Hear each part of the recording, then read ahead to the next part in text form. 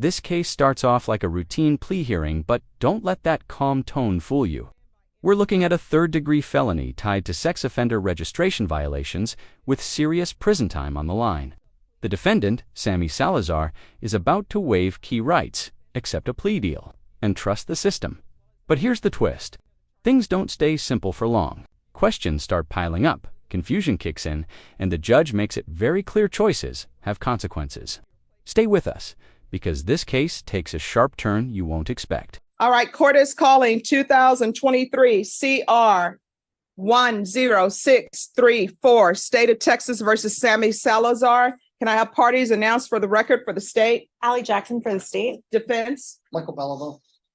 And are you Sammy Salazar? Yes, ma'am. Counsel, have you received all the discovery? Did you review it with your client? That's right. Court will find that the state is in compliance with discovery. Mr. Salazar, I'm showing you what's entitled Application for Community Supervision. Did you review that with your attorney? Did you understand it? Did you sign it? Yes.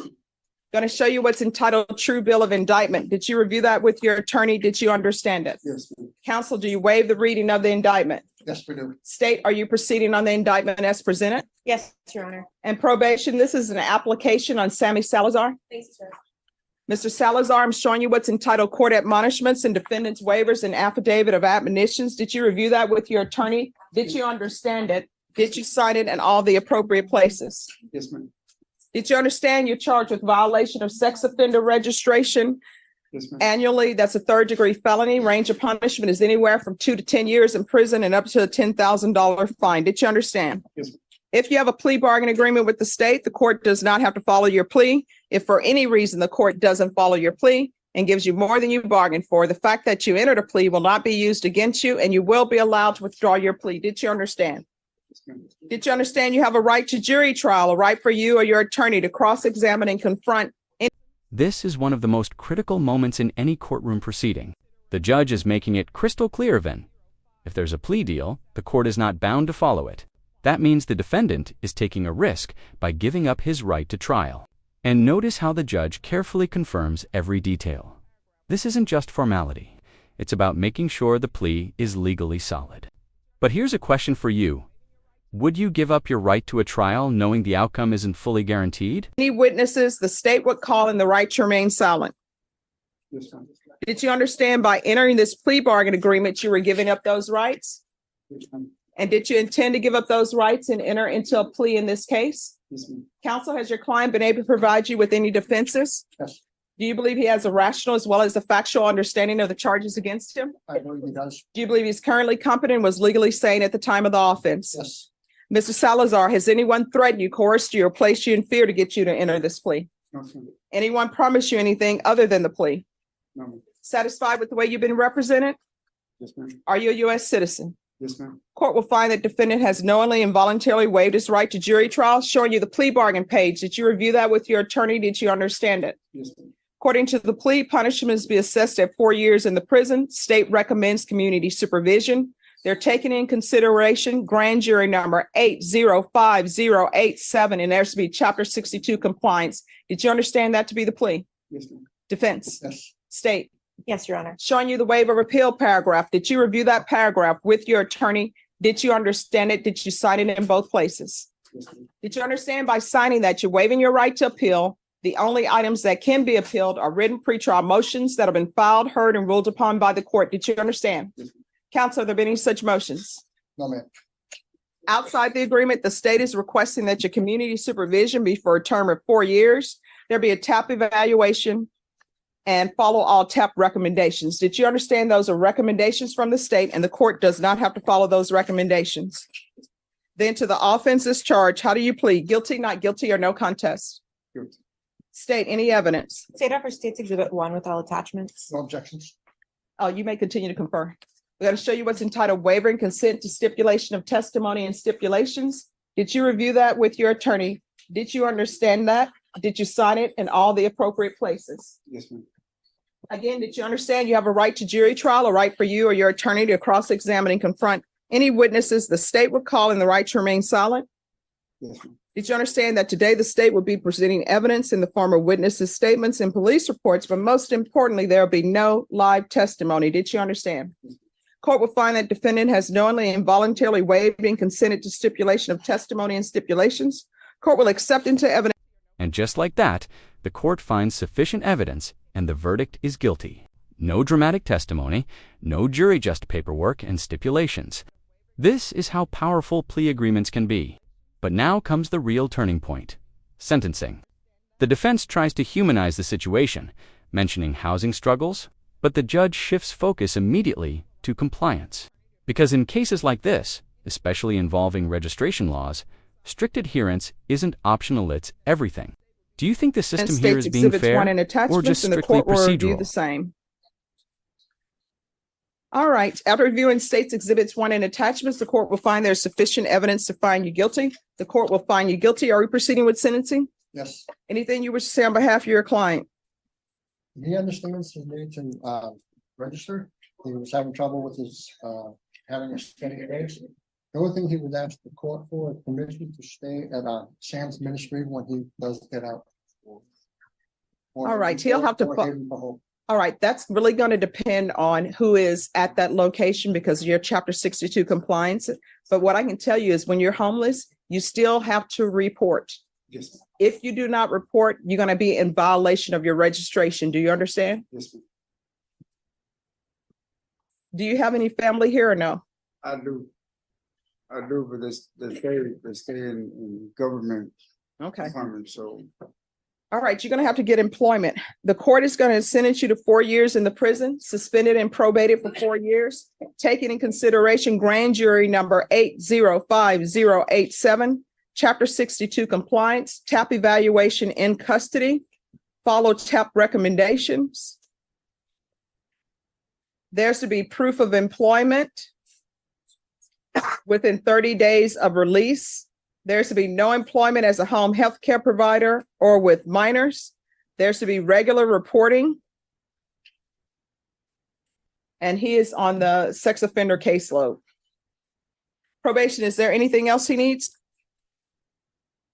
No, sir. Is there anything else you need from the court to be successful?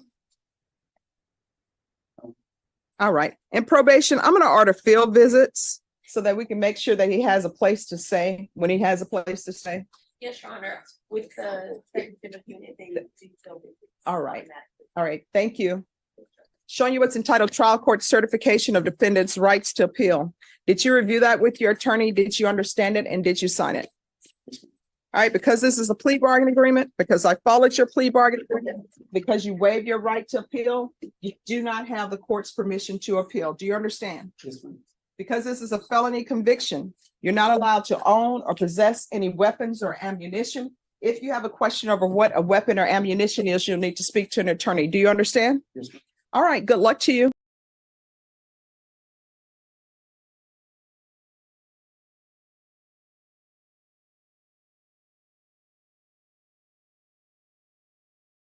Hello. Oh, Hi. So here's the thing. You're supposed to be interviewed for a MIC evaluation and then ISF. So if you are disruptive, I'm not saying anything is true, but if you are disruptive, what's going to end up happening is a motion to revoke may be filed. Do you understand? yeah. All right, so there you go. So there, I ordered an evaluation for you, and it was for a MIC evaluation and ISF, and that was supposed to take place while you were in custody. So if I received more reports that you are being disruptive to the people who are coming to interview you, what's going to end up happening is a motion to revoke is going to be filed. And if a motion to revoke is filed, and if it's deemed to be true, the allegations within the motion, then you're looking at potentially 4 years in the prison. Do you understand? Yes, ma'am. Is there anything you do not understand? What I don't understand then is that when I signed for probation last year on November 30th, right? The methamphetamine was dropped. Here's where things escalate. The judge isn't just repeating orders, she's sending a warning. The defendant seems confused about why he's required to undergo treatment. But legally, that confusion doesn't change the agreement already made.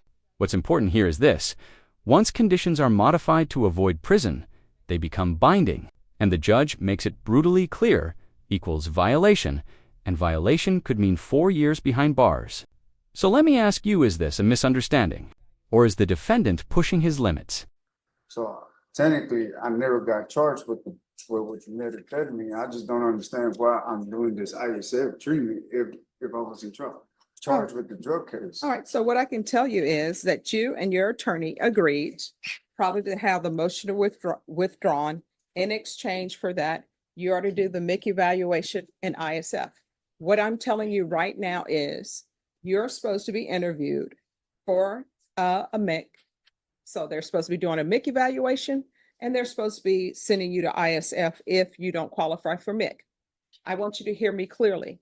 Those are the orders of the court, period. This whole thing about what should have happened with your motion to revoke and why this or why that, you're past that point because your attorney in the state agreed most likely to withdraw the motion, alter and amend conditions. And when they altered and amend conditions, that was to avoid you being sent to prison potentially for 4 years. So where we are now, if you do not want to do the evaluation, those are choices you make. If you do not want to go to ISF, that's a choice you make. And then guess what? Choices have consequences. So if you don't want to do that, that's on you. Judge, I would like to point out that once the refusal was done for the MIC evaluation, the state ISF packet went ahead and was sent in. So he is now on a wait list to be medically cleared for ISF. So I would like the court's direction on the MIC evaluation. Do we want to see if he can get that done before being transferred, or? Well, it depends on him. This is what we'll do. Reschedule the MIC evaluation. If you don't want to take the MIC evaluation, that's a choice you can make.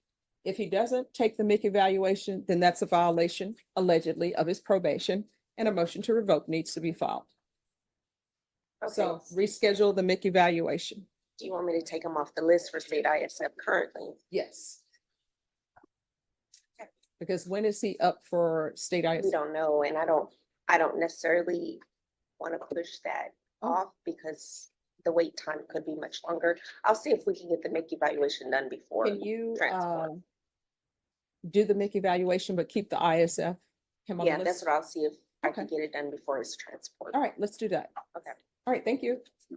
Yes. I'm placed on suicide status. Okay. So,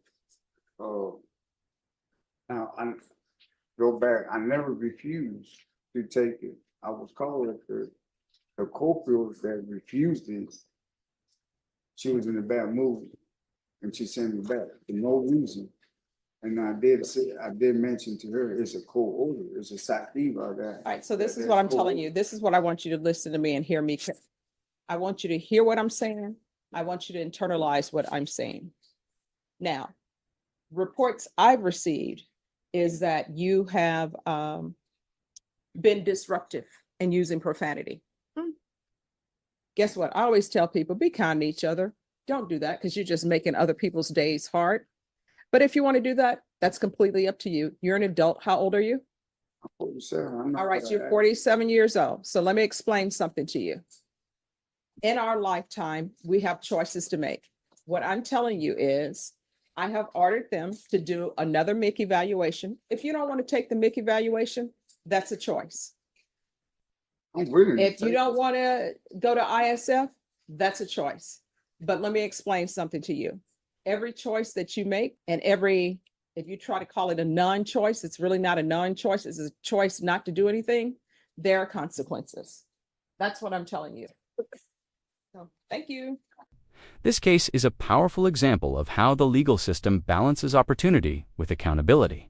Sammy Salazar was given a chance suspended sentence with probation. Instead of immediate prison time, but that second chance comes with strict conditions, the judge made one thing absolutely clear. Every decision moving forward is on him. Follow the rules or face the consequences. No gray area, no excuses. Now we want to hear from you. Do you think the judge handled this case fairly, or was the system too harsh? If you found this case as intense and eye-opening as we did, make sure to hit that like button, share your thoughts in the comments, and don't forget to subscribe for more jaw-dropping courtroom breakdowns.